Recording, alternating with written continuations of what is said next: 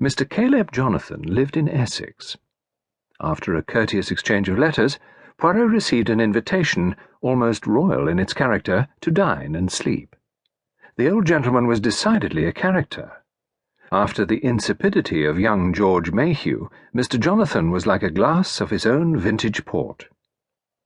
He had his own methods of approach to a subject, and it was not until well on towards midnight, when sipping a glass of fragrant old brandy, that Mr. Jonathan really unbent. In Oriental fashion, he had appreciated Hercule Poirot's courteous refusal to rush him in any way. Now, in his own good time, he was willing to elaborate the theme of the Crale family. "Our firm, of course, has known many generations of the Crales. I knew Amias Crale and his father Richard Crale, and I can remember Enoch Crale, the grandfather. Country squires, all of them.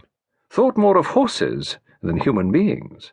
They rode straight, liked women, and had no truck with ideas. They distrusted ideas, but Richard Crale's wife was cram-full of ideas, more ideas than sense. She was poetical and musical. She played the harp, you know. She enjoyed poor health and looked very picturesque on her sofa. She was an admirer of Kingsley. That's why she called her son Amias. His father scoffed at the name, but he gave in. Amias Crale profited by his mixed inheritance. He got his artistic trend from his weakly mother, and his driving power and ruthless egoism from his father. All the Crales were egoists. They never by any chance saw any point of view but their own." Tapping with a delicate finger on the arm of his chair, the old man shot a shrewd glance at Poirot. "Correct me if I am wrong, Monsieur Poirot, but I think you are interested in, character, shall we say?" Poirot replied, "That, to me, is the principal interest of all my cases." "I can conceive of it, to get under the skin, as it were, of your criminal. How interesting, how absorbing. Our firm, of course, have never had a criminal practice. We should not have been competent to act for Mrs. Crale, even if taste had allowed. Mayhews, however, were a very adequate firm. They briefed Depleach. They didn't perhaps show much imagination there. Still, he was very expensive and, of course, exceedingly dramatic. What they hadn't the wits to see was that Caroline would never play up in the way he wanted her to. She wasn't a dramatic woman." "What was she?" asked Poirot. "It is that I am chiefly anxious to know." Yes, of course. How did she come to do what she did? That is the really vital question. I knew her, you know, before she married. Caroline Spaulding, she was. A turbulent, unhappy creature, very alive. Her mother was left a widow early in life, and Caroline was devoted to her mother. Then the mother married again.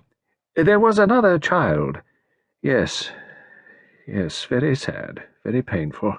These young, ardent, adolescent jealousies. She was jealous? Oh, passionately so. There was a regrettable incident. Poor child. She blamed herself bitterly afterwards. But you know, Monsieur Poirot, these things happen. There is an inability to put on the brakes. It comes with maturity." Poirot said, "What happened?" "She struck the child, the baby, flung a paperweight at her. The child lost the sight of one eye and was permanently disfigured." Mr. Jonathan sighed. He said, "You can imagine the effect a simple question on that point had at the trial." He shook his head. "It gave the impression that Caroline Crale was a woman of ungovernable temper. That was not true. No, that was not true." He paused and then resumed. "Caroline Spaulding came often to stay at Alderbury. She rode well and was keen. Richard Crale was fond of her. She waited on Mrs. Crale and was deft and gentle. Mrs. Crale also liked her.